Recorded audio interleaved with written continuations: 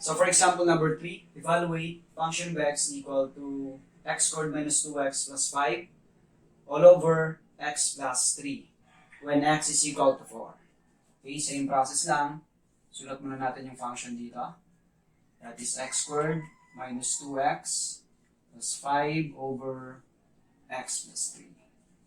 So palitan natin, evaluate natin yung function of 4. Palitan lang natin ng 4 yung mga x.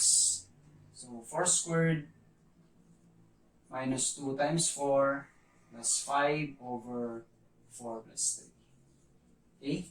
Pinalitan lang natin yung x ng 4. x4, x4. So simplify natin. 4 squared, that is 16. 2 times 4, that is 8. Plus 5 over 7.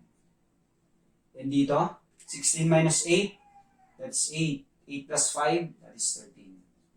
13 over 7. So therefore, function of 4 is equal to 13 over 7. So yun lang para sa number 3.